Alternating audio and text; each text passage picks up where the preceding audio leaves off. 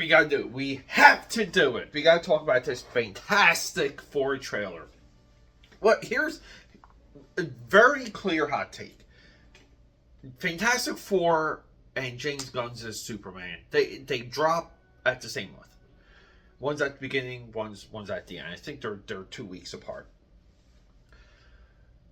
The Fantastic Four trailer is already exponentially more well received than the James Gunn Superman trailer. Like, it's not even close. Any criticisms for the Fantastic Four trailer and what we see in it would be considered a comic shop nitpick. Back in the old days, the tried and true would hang out at the comic shop, and these are the things you would argue about. Is the thing too small? We want to believe that the Fantastic Four First Steps thing could go toe-to-toe with the Hulk.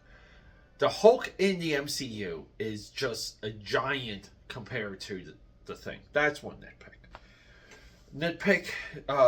Another nitpick is the thing's voice.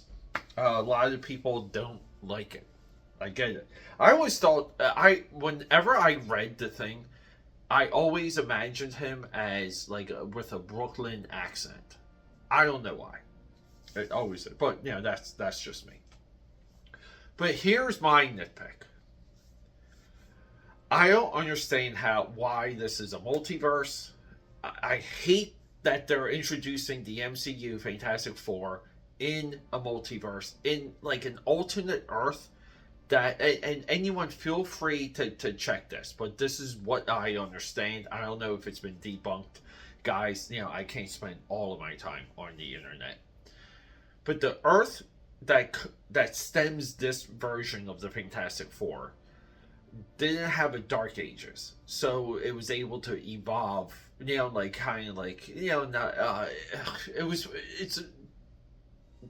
like supposed to get better and have more advancement and have more technology fast. Like, they hit the industrial age sooner because there was no Dark Ages. It's a little bit confusing. It's too big of an idea to kind of grasp. Fun, yes, but is it general audience? I would say no.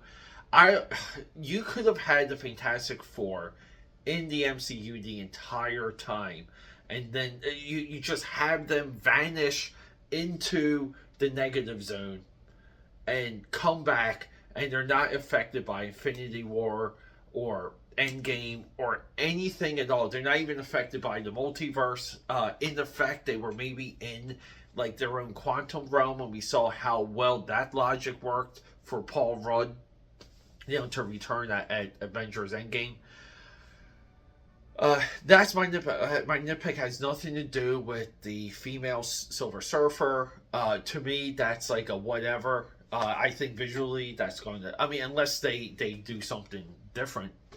I do feel the hot chick Silver Surfer is going to kind of resonate. I think that will catch fire. It's cool that they have Galactus, but again, it's Galactus being... Like, already in the MCU, we have the Celestials. So if we have the Celestials, we can have Galactus. There was a whole scene that was cut out of Avengers Infinity War where Thanos effectively goes to the Elder Gods of the universe and goes through, he reaches the Living Tribunal. These were all, scripted. There's concept artwork and all of these other things. The hierarchy of the space gods within the Marvel universe is not quite there. I think they're far away from it when it comes to the Marvel Cinematic Universe. They had an opportunity, especially with Eternals. Eternals had an opportunity to further expand and get into some of these other characters. So when people want to say it's by design and they have it all flowed out, they clearly don't. So it's like a lot of these characters you really want to see done well for the first time. Yeah, I mean, done well for the first time. It's all for naught because it's an alternate Earth. That de-incentivizes the emotional interest that a lot of the general audience has. You know, like we want to emotionally invest in anything that the MCU gives us. Very similar connection to Star Wars. People emotionally invest into it, and when it lets people down or it doesn't hit the right marks, people scream at the moon.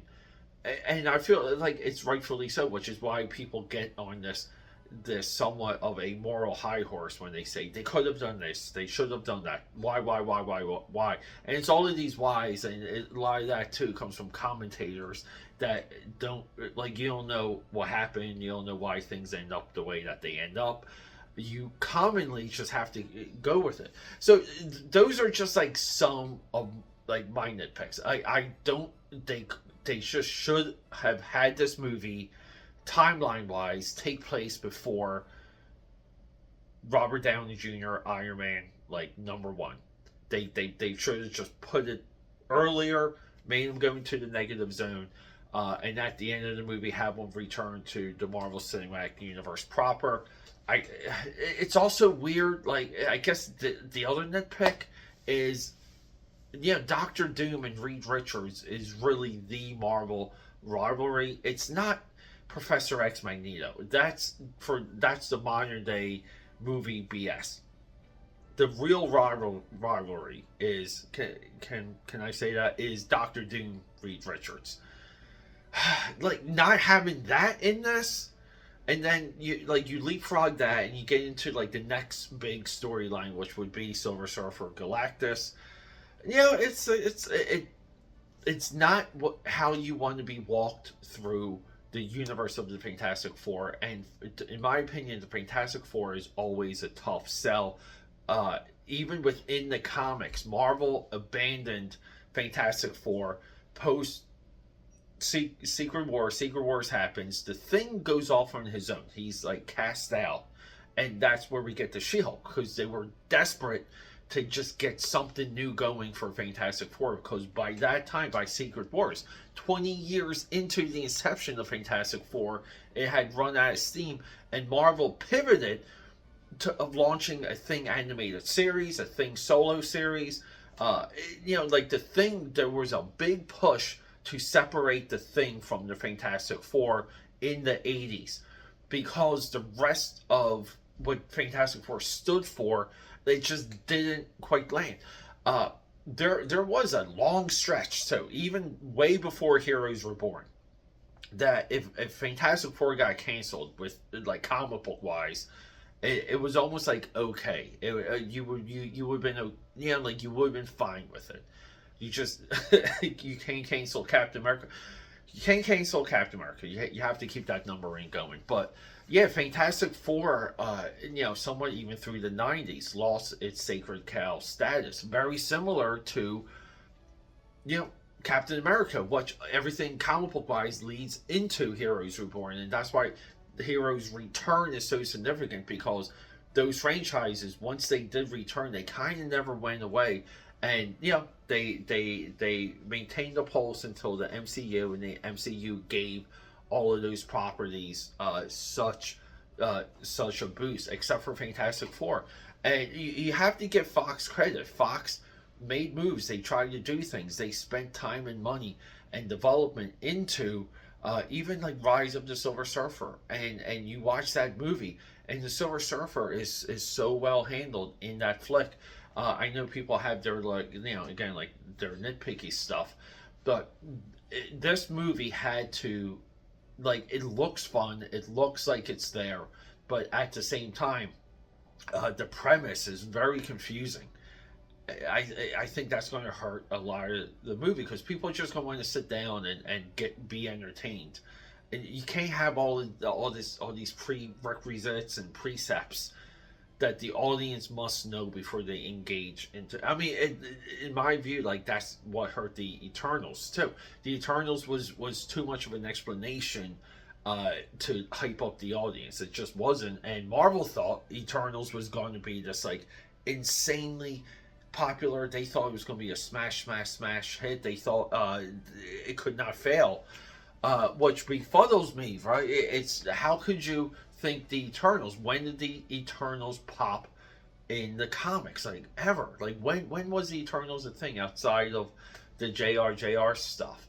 I don't know. AKAPAD or Fantastic Four. I realize, you know, it's has a little bit of a modern day resurgence comic book wise, and there is some you know, good gospel in those pages to mine.